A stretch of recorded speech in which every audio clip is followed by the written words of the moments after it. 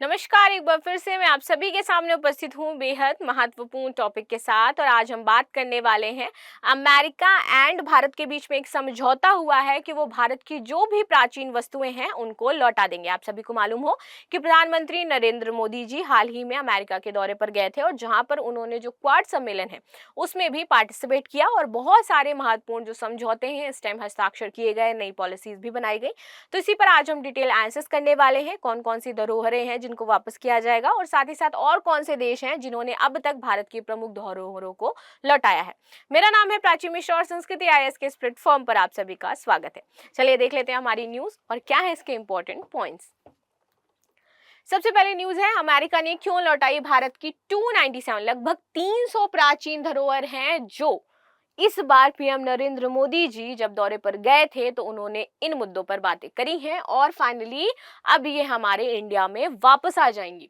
America ने प्रधानमंत्री नरेंद्र मोदी की यात्रा के दौरान 297 प्राचीन वस्तुएं भारत को सौंपी हैं और हमें मिल गई हैं। ये देश की संस्कृति के बारे में जानकारी देने वाली इन प्राचीन वस्तुओं को तस्करी कर देश के बाहर ले जाया गया था और फाइनली अब ये हमारे देश के अंदर आ जाएंगी। अब इम्पोर्टेंट चीज हो जाती है ये कि ये कौन कौन सी चीजें हैं जो हमारे भारत से बाहर गई थी, किस काल की हैं और इम्पोर्टेंट क्यों हैं। देखिए, एक बयान में बताया गया है कि 2014 से अब तक पिछले 10 वर्षों में भारत को कुल 640 प्राचीन वस्तुएं वापस मिली हैं। तो पिछले 10 वर्षों में हमारी 640 जो प्राचीन धरोहरें हैं जो हमारे यहाँ की प्रतीक थी, हमारे यहाँ से मिली थी और उनको तस्करी कर बेच दिया गया था करोड़ों और अरबों रुपए में, अब वो भारत वापस आ गई हैं।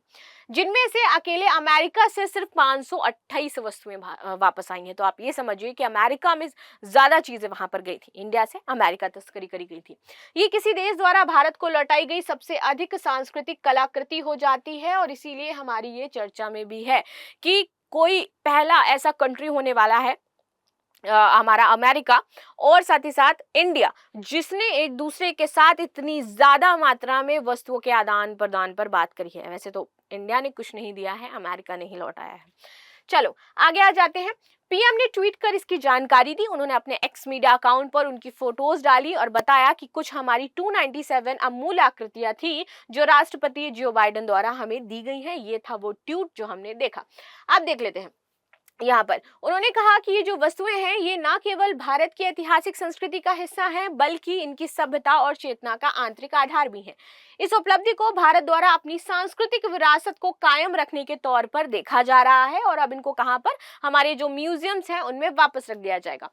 अमेरिका के अलावा और दूसरे कई देश हैं जिन्होंने यहाँ पर प्राचीन वस्तुएं भारत की जो थी वापस करी हैं।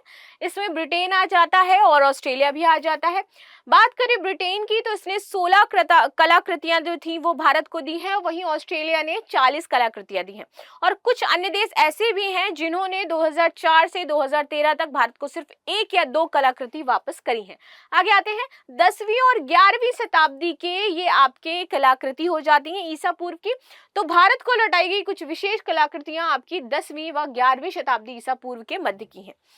इसमें है क्या, तो बलुआ पत्थर से निर्मित आपकी एक अप्सरा हो जाती है। दूसरा, 3री और 4थी शताब्दी ईसा पूर्व की पूर्वी भारत का टेराकोटा का एक फूलदान हो जाता है तथा पहली शताब्दी ईसा पूर्व की दक्षिण भारत की पत्थर की एक मूर्ति शामिल है। तो इस तरीके की 10वीं और 11वीं शताब्दी की कुछ इंपॉर्टेंट चीजें हैं जो यहाँ पर दी गई हैं।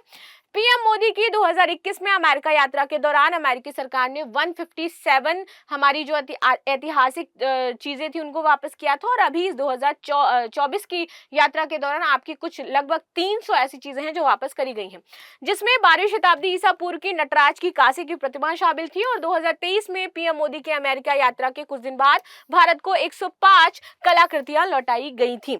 तो इस तरीके से हमारे पास हमारा जो सांस्कृतिक भंडार है, सांस्कृतिक विरासत का जो भंडार है वो धीरे धीरे बढ़ता जा रहा है। प्राचीन वस्तुएं तस्करी के जरिए भारत गई थी।